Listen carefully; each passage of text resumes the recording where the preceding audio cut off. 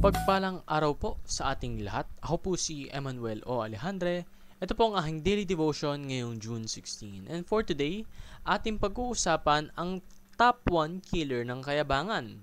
This relates to the topic of kenosis na ating makikita mula sa aksyon ni Kristo nung siya'y nagkatawang tao. Because kenosis, in Greek word is kino and means being to empty. At dahil po si Kristo, meron siyang dinagdag nung siya'y nagpunta dito sa mundo. Ito yung kanyang katauhan. Jesus is God. He is our God. He is one of the persona of our God. And even with such divinity, kahit na siya na si Kristo He still humbled himself. He lowered himself. And He added on humanity to Himself to walk in our shoes, to feel our pain, para ma-enact yung salvation natin.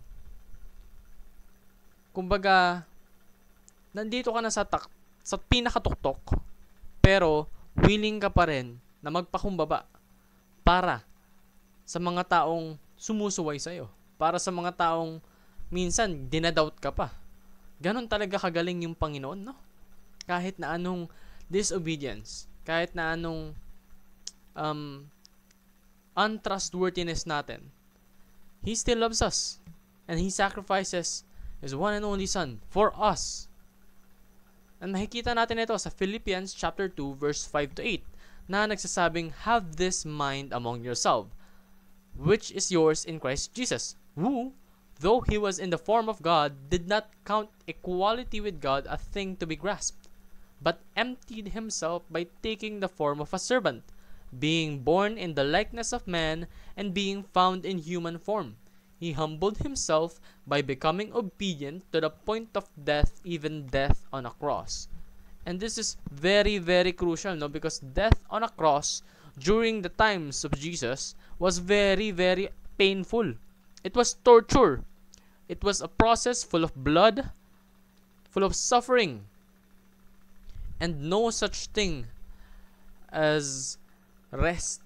Hindi sila pinagpapahinga Kapag ikaw ay nahatulan ng death on a cross, you will suffer all throughout that process until you die. That's what Jesus had to go through para maligtas ka. Para ikaw, tayong makasalanan, mapawalang sala yung kasalanan natin. Kahit anumang dahilan ng kasalanan natin na yun. No matter how selfish, how intentional yung ginawa nating kasalanan, lahat yun napawalang sala dahil sa kanyang pagkamatay, dahil sa kanyang sacrifice. And because of that, talagang pinakita niya yung humbleness. The Son of God, Jesus, emptied Himself for you because He loves you. And it is important to note that this emptying was not subtraction. Hindi siya nagtanggal sa kung anong meron siya. Bagkus, nagdagdag siya ng humanity. So, to answer our question, ano yung top 1 killer ng kayabangan? Ito yung pag-aalala ng ginawa ni Jesus sa krus ng Kalbaryo. Yung humility na pinakita niya sa'yo. Yung love para sa'yo. Yun yung pride killer. Ipaalala mo sa sarili mo every time na napapansin mong yumayabang ka na. Nagkakaroon ka na ng entitlement. Yung buhay mo hindi para sa'yo Para ito kay Jesus na siyang nagbigay ng buhay niya. Para sa'yo. So examine if pride is growing in your heart. Lagi ka dapat maging aware sa kung ano yung nasa sa'yo. And eradicate pride with the humility of Christ. Once napansin mo na ay, oo nga, hindi na to tamang behavior as a believer of God. Dapat tong alisin yung pride na to.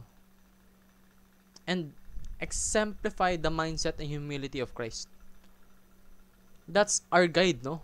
Jesus walked on earth in order to show us what we must do. And one of those things that we must do is to relive the humility he had during those times. Isipin mo, God siya. Pero bumaba siya sa pagiging tao. Yung humility na yun, maaaring hindi natin ma-reach in our lifetime. Pero we should always do our best to try and be Christ-like. Yun lamang po ang aking daily devotion. Maraming salamat sa pakikinig. Pagpalain po tayong lahat and let us all give glory to God.